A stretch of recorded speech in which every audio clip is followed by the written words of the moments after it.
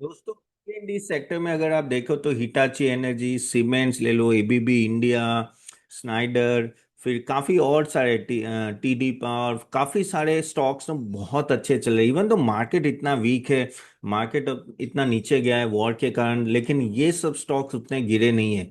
और क्या ये एक बड़ी रैली यहाँ से भी आ सकता हूँ, इसमें डिटेल में बात करेंगे, सभी स्टॉक्स के बारे में डिटेल में बात करेंगे, क्योंकि at the end of the day no, ऐसे सेक्टर में जाना है, ये फॉल का अगर आपको यूज करना है, ऐसे सेक्टर में जाना है जहां आगे जाके अर्निंग और विजिबल हो, नहीं तो आप फंसने के ज्यादा चांस है।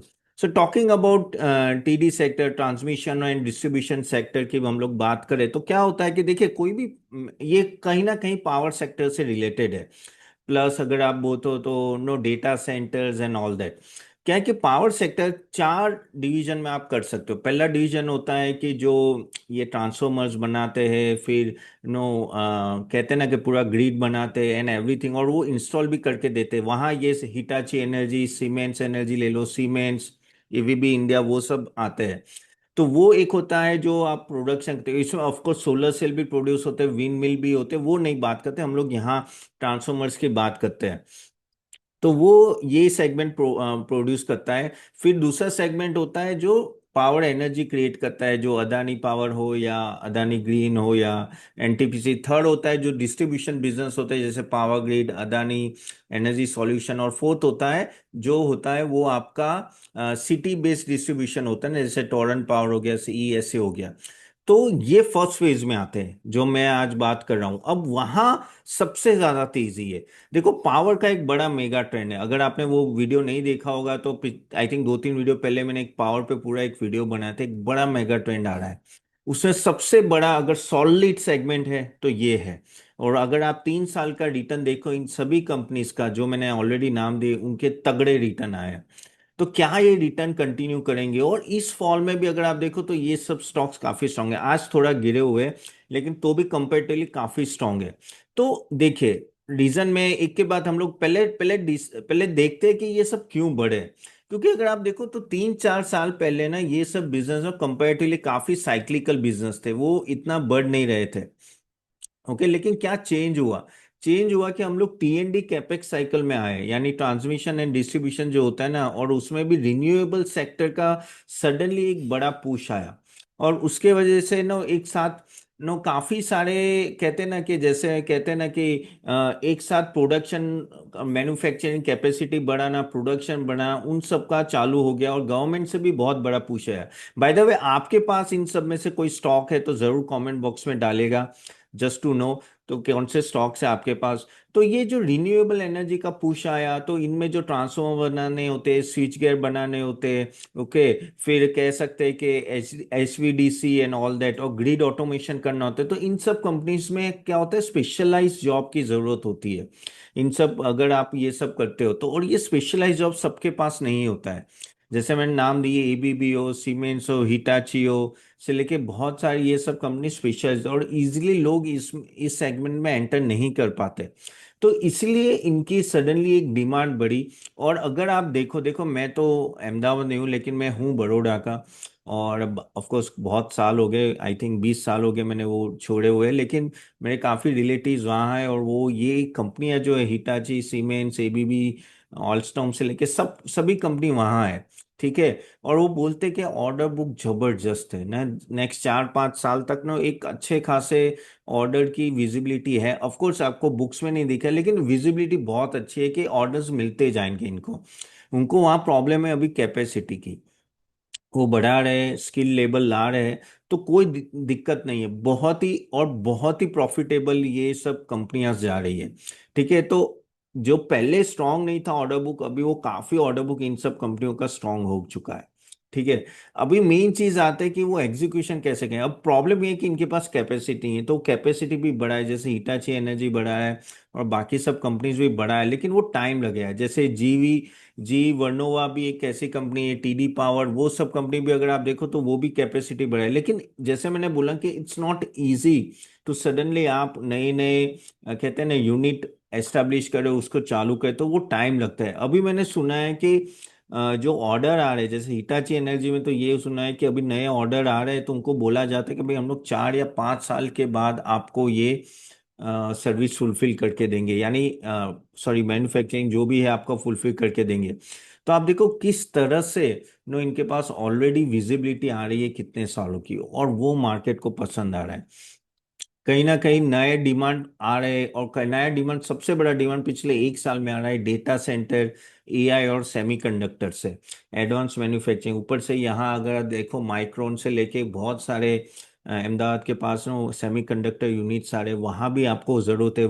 ये सब यूनिट्स कैसे होते हैं कि आपको 24/7 आपको पावर चाहिए, और आपका जो भी सिस्टम होता है ना बहुत अच्छा होना चाहिए। इवन ये सब कंपनीज क्या होते हैं, जैसे इटाची एनर्जी हो या सीमेंस एनर्जी, वो तो पूरा आपको एआई डेटा सेंटर बना के आपको देती है, यानी अंदर जो भी आपको सेट करना है ये वो, और उसके लिए वो डिमांड काफ़ी है। तो ये काफ़ी हाई क्वालिटी पावर इंफ्रास्ट्रक्चर होता है, और इसलिए इनका डिमांड भी है।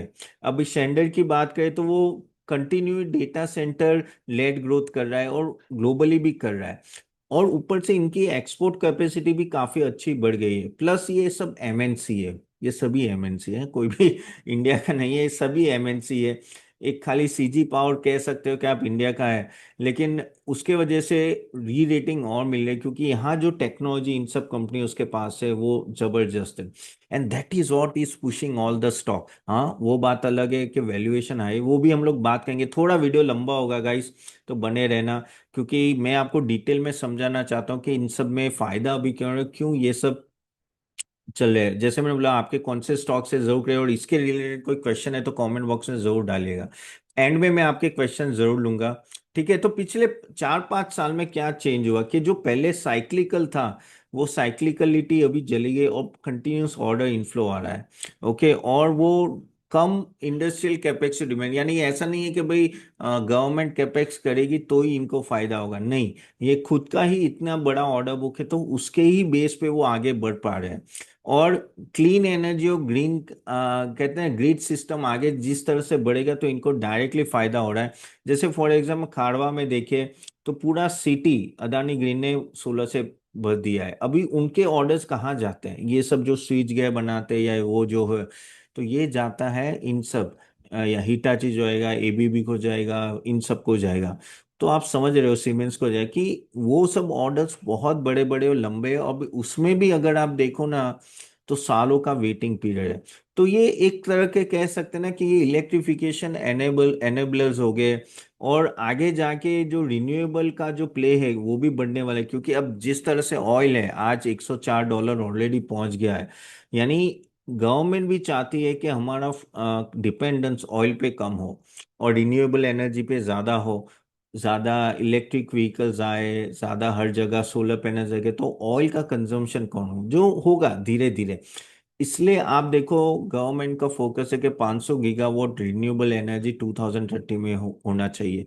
तो अगर इतना बड़ा सेटअप करना है, तो आपको मैन्युफैक्चरिंग तो अच्छा यूनिट चाहिए कि नहीं चाहिए, तो और वही यहाँ हो रहा है। और पूरा हाई वोल्टेज टेक्नोलॉजी प्ले है पूरा, और जिसमें कोई इजीली एंटर नहीं कर सकता। Again I am repeating, it's not easy to enter this segment, क्योंकि यहाँ कहते हैं ना आपकी स्पेशलाइजेशन चाहिए, और टेक्निकलिटी भी बहुत अच्छी चाहिए, और बिजनेस के स्कैरसिटी, इसलिए इसमें डिमांड अच्छी है। तो जैसे मैंने जैसे बोला कि इन सब कंपनीज का यही फायदा है कि वो ऐसे सेगमेंट, और इन सब कंपनीज के पास अच्छे खासे ऑर्डर बुक है, तो वैसे टेंशन लेने की जरूरत नहीं। और अगर ऑर्डर थोड़े खत्म हो जाए तो नए ऐड भी हो जाएंगे, क्योंकि आगे डिमांड भी ऐसे है। लेकिन अगर हम लोग बात करें कि भाई क्या लग रहा है आगे जाके इन सब कंपनियों का, कि क्या किस तरह से ये रह पाएंगे, नहीं कि अगर मैं कंपनी स्पेसिफिक की बात करूँ, तो एबीबी इंडिया हो या इन सब कंपनीज की बात करूँ ना, तो ओवरऑल ऐसे कोई प्रॉब्लम है, क्योंकि ये प्रीमियम इलेक्ट्रिफिकेशन और ऑटोमेशन प्ले है, ठीक है। लेकिन ओनली द प्रॉब्लम जो आपको इन सब में आएगा कि ये सब महंगे स्टॉक है, उसमें कोई कोई डाउट नहीं है, ठीक है। क्योंकि अगर आप देखो तो मैक्सिमम 50 से ज्यादा के प्राइस टू बुक वैल्यू पे ये सब खड़े हुए हैं। ओके, और नहीं sorry, EV by ईबीटा, my mistake, EV by ईबीटा, और पी रेशो तो 70-80 के ऊपर है। तो सस्ते नहीं है। अगर आप इन सब के सेल्स देखो तो 15-20% के आसपास है, या 10% भी है किसी के तो। और प्रॉफिट में अच्छा खासा प्रॉफिट इन लोगों का बढ़ रहा है। क्यों बढ़ रहा है? क्योंकि इनका मार्जिन्स बहुत अच्छे आ रहे हैं। ओके, मार्जिन्स बहुत अच्छा है, तो रेवेन्यू अभी धीरे धीरे इंप्रूव होगी जैसे जैसे जैसे वो एग्जीक्यूशन करेंगे। तो वो है कि अर्निंग राइज और ग्रोथ विजिबिलिटी बहुत ही अच्छा रहा है, और इसलिए आप देखो तो वैल्यूएशन काफी हद तक हो गया है। अब उस वैल्यूएशन पे बैठे है कि अगर थोड़ा भी ऊपर नीचे हुआ तो इन सब कंपनीज को प्रॉब्लम हो गया। तो one has to be no really take care about this. And ये सब ध्यान रखना है गाइस, जब आप स्टॉक सिलेक्शन करें। हम भी जैसे हमारे मेंबर्स के लिए जब स्टॉक सिलेक्ट करते हैं ना, we take care of that. If you want guys, आप हमारा नो सिटी अर्निंग कंपाउंडर्स देख सकते हो, ₹400 पर मंथ से चालू होता है, जहां आपको क्वार्टरली, हाफ ईयरली और ईयरली का एक्सेस मिलता है। एंड बिलीव मी, ये ₹400 तो हम लोग ऐसे धुरंधर, आपको पता है ₹450 की टिकट आती है। तो अभी इतने में आपको एक पूरा पोर्टफोलियो प्लस आपका demat account no you can synchronise with it और नो एक पूरा ऑटोमेशन हो जाएगा। तो जरूर जाके देखेगा, बेस्ट है। ये मार्केट गिरा है तो this is the best time to invest. तो आप जरूर जाके देखिएगा। So one has to understand here कि ये सब स्टॉक्स में भी ना कहीं रेवेन्यू मार्जिन इंप्रूवमेंट और ऑर्डर बुक इंप्रूवमेंट तो आएगी ही आएगी, लेकिन कितना हद तक फैक्टरिंग है हो चुका है प्राइस में वो देखते हैं। अगर इनकी बैलेंस शीट भी देखो तो पूरा डेट फ्री है, तो वो कोई प्रॉब्लम है। तो फिर सबसे बड़ा जो मैंने आपको बोला कि सबसे बड़ा जो प्रॉब्लम अगर इन कंपनियों को आ सकता है वो वैल्यूएशन का है। मैं बताऊंगा एंड में कि मुझे कौन से स्टॉक्स भी अच्छे लगे। तो वैल्यूएशन काफी हद तक नो इनके बढ़ चुके हैं, तो वो आपको देखना पड़ेगा कि क्या उस तरह से एग्जीक्यूशन, नहीं तो ये स्टॉक अच्छे खासे गिर सकते हैं। एग्जीक्यूशन रिस्क इसलिए रहता है क्योंकि कोई ना कोई सप्लाई चेन या लेबर अवेलेबिलिटी हो जाए या वर्किंग कैपिटल थोड़ा स्ट्रेच हो जाए तो इन लोगों को प्रॉब्लम आएगी। फॉर एग्जाम्पल टीडी पावर है, तो उसमें टेम्पररी प्रोडक्शन थ्रू हॉल्ट हुआ, तो उसके वजह से आपको पता है कितना ये स्टॉक गिरा था। हालांकि एबीबी, हिटाची एनर्जी, सीमेंस, इन सब में इतनी अभी दिक्कत नहीं आ रही है, लेकिन हाँ, वो देखना है। अब एक बार आपका मार्जिन इंप्रूवमेंट इतना अच्छा हो रहा है तो आपको देखना पड़ेगा क्या ये मार्जिन इंप्रूवमेंट आगे जाके रहेगा। ओके, क्योंकि मार्जिन अगर आपको अच्छा रखना है तो आपका हर एक एंगल पे आपको कॉस्ट सेविंग करनी पड़ेगी। क्या ये कंपनियां कॉस्ट सेविंग कर पाएगी, वो आपको 100% देखना है, क्योंकि मार्जिन अगर नॉर्मलाइज होता है तभी इन लोगों को फायदा होगा। प्लस पॉलिसी और कोई प्रोजेक्ट रिस्क ना आ जाए। देखो, पॉलिसी रिस्क तो कभी भी आ सकती है, गवर्नमेंट है, गवर्नमेंट कुछ भी कर सकती है, हाँ, लेकिन वो थोड़ा आपको देखना पड़ेगा। और इन सब में एक चीज जो हमेशा आपको ध्यान में रखनी की कि ये पेरेंट लेवल कोई रिस्ट्रक्चरिंग में इशू ना आए। एक बार आपको लास्ट टाइम याद है एबीबी में ये इशू हुआ था, हाँ, एबीबी के पेरेंट कंपनी के साथ, तो एबीबी बहुत गिरा था। But one has to keep in mind जब भी आप नो इन सब कंपनियों में इस तरह से देखते हो, क्योंकि आगे जाके यू शुड नॉट ओवर पे द थिंग। एक चीज जो अच्छी है कि ये सभी स्टॉक्स आज नीचे आ रहे हैं, तो वो एक प्रॉब्लम नहीं है। और आपको थोड़ा डोमेस्टिक वर्सेस एक्सपोर्ट मिक्स भी थोड़ा देखते रहना है कि किस तरह से होते रहे। मेरे हिसाब से अगर आप पूछोगे तो देखिए, अगर हम लोग premium electrification, automation, grid quality की बात करें तो एबीबी, सीमेंस, स्टैंडर्ड इलेक्ट्रिक बहुत आगे है। ठीक है। हाई वोल्टेज ट्रांसमिशन और रिन्यूएबल की बात करें तो Hitachi energy, ji Vernova and टीएनडी, और वहां सबसे ज्यादा ग्रोथ है। आपने जी वर्नोवा में भी देखा है, आपने हिटाची में देखा है, आगे जाके भी परफॉर्म करेंगे। ये थोड़ा नीचे आता है फिर उसमें बाइंग आ जाती है, तो ये नीश एरिया है, उसमें कोई डाउट नहीं है। और ट्रांसफॉर्मर साइकिल मैन्युफैक्चरिंग में अगर हम लोग बात करें तो वोल्टम आ जाता है। ठीक है। इवन सीमेंस एनर्जी भी देख सकते हो, उसमें भी वो भी हिटाची एनर्जी का नो कॉम्पिटिटर है, और वहां भी कहीं ना कहीं ऐसा लग रहा है कि वहां भी डिमांड सस्टेन हो सकती है, क्योंकि वो भी एक पावरफुल एक कंपनी है। तो मेरे हिसाब से ये जो हाई वोल्टेज ट्रांसमिशन और उसमें है ना, उसमें आप देख सकते हो, प्रोवाइडेड ये जो मार्केट फॉल आए ना, वैल्यूएशन थोड़े ठीक ठाक हो जाए, तो ऑफ कोर्स जैसे अगेन कोई रेकमेंडेशन, लेकिन हिटाची हो या जी वर्नोवा हो या सीमेंस एनर्जी, ऐसे सब स्टॉक्स आप जरूर ध्यान में रखिए। This is very very important. Again कोई रेकमेंडेशन नहीं, हाँ, हमारे काफी सारे स्टॉक्स हमने हमारे मॉडल पोर्टफोलियो में दे सकते हो, ऐसा हो सकता है। So keep that in mind, but this is the area, 1 minute guys, this is the area जहाँ एक स्ट्रक्चरल डिमांड लग रही है, और आगे जाके रहेगी भी सही, क्योंकि मैंने जैसे बोला रिन्यूएबल एनर्जी आ रहा है और गवर्नमेंट का भी फोकस आ रहा है। चले यहाँ तक रखते हैं गाइस। तो आपको यह वीडियो अच्छा लगे, जरूर like it and share it to everyone. चलिए मैं आपके क्वेश्चंस ले लेता हूँ। और काफ़ी सारे क्वेश्चन हैं। कल हमने जो वीडियो बनाया था कि कौन से स्टॉक्स में आपको कौन से स्टॉक्स रेडार में रखने हैं, तो उसमें बहुत सारे क्वेश्चन आए थे और काफ़ी लोगों ने पसंद किया है। अगर आपने नहीं देखा है तो ज़रूर जाके देखिएगा। चलिए कुछ क्वेश्चंस ले लेता हूँ। फर्स्ट क्वेश्चन बिमल पगड़ो पोडार का है, 116, और हेल्पफुल हो गया sir, super, thank you very much, thank you Vimal जी।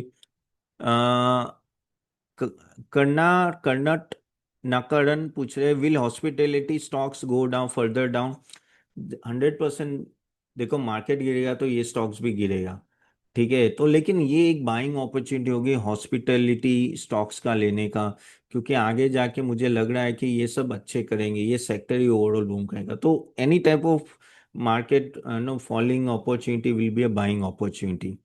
रिधिमा 1724 बोले, sir I subscribe to your portfolio, thank you very much, thank you Ridhima.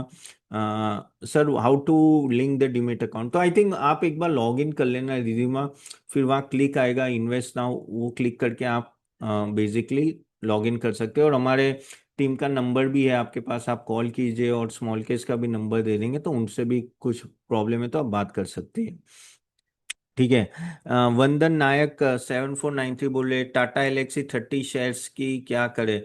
Well honestly ना, मैं काफ़ी टाइम से इन सब आईटी स्टॉक्स में बुलिश नहीं हूँ। मैंने कल भी आपको बताया था, क्योंकि यहाँ कहीं ना कहीं ऐसा लग रहा है कि आगे जाके क्या होगा किसी को पता नहीं है। मार्जिन सस्टेन होगा नहीं होगा, एआई का इम्पेक्ट कैसे। हाँ, अगर आप देखो तो 35 ब्रोकरेज हाउस आईटी पे बुलिश है, मुझे पता नहीं कैसे बुलिश है होंगे, चलो मैं मानता हूँ, लेकिन कंसोलिडेशन काफी होगा मुझे ऐसा लग रहा है।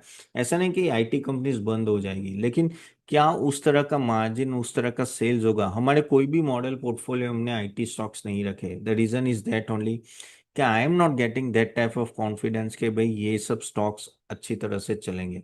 And that is I know, I have told no. और आपकी मर्जी, आप कर सकते हैं, लेकिन मुझे लग रहा है कि 1 साल 1.5 साल के बाद इसमें कुछ विनर्स आएंगे। Lusal 3169 sir, drink some water. Really appreciate word of encouragement. I really doubt and was not sure your words help me a lot. Thank you, love. और guys, आपको अच्छे लगे तो do like it and share it to everyone guys.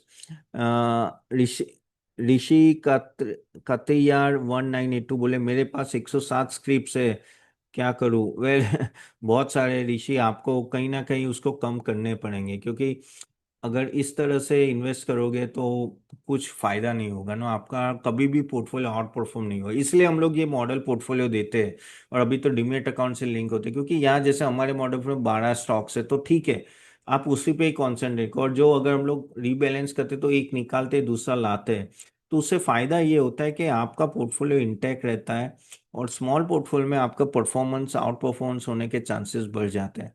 And that is I always suggest कि आप इस तरह से करोगे तो आपके लिए बेटर रहेगा। तो या कम करने पड़ेंगे, यू हैव नो ऑप्शन। चले, now another question, last question ले लेते हैं। शंकर शंकर रजवार 272, डिफेंस स्टॉक बहुत हाई वैल्यूएशन है। Well defence stock of course Shankar थोड़े हाई वैल्यूएशन, लेकिन एक चीज बताना चाहता हूँ कि आगे जाके डिफेंस स्टॉक्स में do well over the time, and one has to keep this in mind, क्योंकि ओवर द टाइम यहाँ आप देखोगे तो एक फिजिबिलिटी है, जैसे यहाँ मैंने आपको बताया, जैसे ये टीएनडी सेक्टर में, कि ट्रांसमिशन डिस्ट्रीब्यूशन सेक्टर में, कि किस तरह से विजिबिलिटी है आज, जैसे हमने वैसे डिफेंस में। द ओनली थिंग इज, अगर ये मार्केट गिर रहा है जिस तरह से गिर रहा है, this always provide a good opportunity to get in. Long term trend है, अगर आप कुछ पता नहीं चल रहा है तो मोतीलाल ओसवाल का वो एक है ना, डिफेंस ETF, वो बाय करके ले लो, तो भी वो ठीक है आपके लिए। बट यस, डिफेंस में इन्वेस्ट जरूर कीजिएगा। चलिए यहाँ तक रखते हैं। So thank you very much for joining guys, और आप जरूर हमारे मॉडल पोर्टफोलियो को देखिएगा, and I see you soon next time. कोई क्वेश्चन है तो कमेंट बॉक्स में जरूर डालें। See you there, bye bye.